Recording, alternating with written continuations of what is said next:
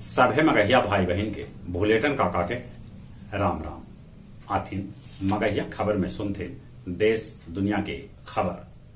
कल दशहरा के अवसर पर जगह जगह कैल गेल रावण, कुंभकर्ण, मेघनाथ के पुतला दहन।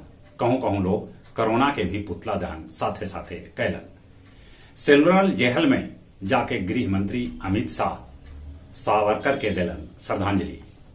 जेई मेन परीक्षा में जयपुर के मृदुल अग्रवाल टॉप कैलन। उनका 360 में 348 रन भेटाए। गोरखपुर में उत्तर प्रदेश के मुख्यमंत्री योगी के अगुवाई में निकालल गए रथ यात्रा। मध्य प्रदेश के मुख्यमंत्री शिवराज सिंह चौहान अपन परिसर में जलौलन रावण के पुतला। 41 गो आयुध कारखाना के 7 गो कंपनी में बदल दिल गेल, जकरा प्रधानमंत्री नरेंद्र मोदी देश के सुपुर्द कैलन। रक्षा मंत्री राजनाथ सिंह शस्त्र पूजा के परंपरा के कैलन निर्वाह। डीजल पेट्रोल के दाम फिर से आज 35 पैसा बढ़ गया।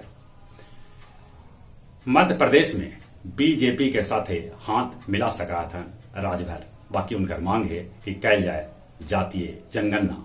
महाराष्ट्र के मुख्यमंत्री उद्धव ठाकरे शाहरुख खान के बेटा आर्यन खान के समर्थन में उतर गलन है। आजमगढ़ के एगो जुलूस में हाथी भड़क गए। उ अपन सूंड से एगो टेम्पू के पटक दिलक। फिरोजाबाद में सीमा भीर से 34 करोड़ के हीरोइन पकड़ल गए। अफगानिस्तान के कंदहार के एगो मस्जिद में विस्फोट हुए, जकरा में 32 आदमी के मौत के खबर है। हॉलैंड में कोरोना के पाबंदी हटे के बाद हॉलैंड के राजधानी एम्स्टरलैंड में लोग मनौलन नाच गाना के उत्सव। बांग्लादेश के इस्कॉन मंदिर में फिर से कैल गए है तोड़फोड़। रूस में कोरोना के कहर जारी है। पिछलका 24 घंटा में रूस में 986 आदमी के मौत के है खबर। अर्जेंटीना में चुनाव से पहले लोग कैलन प्रदर्शन।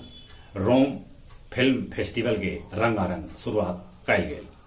गया जी के ऐतिहासिक मैदान में कल रावण वध न होवे से गांव के आदमी गांधी मैदान से मायूस लौटलन।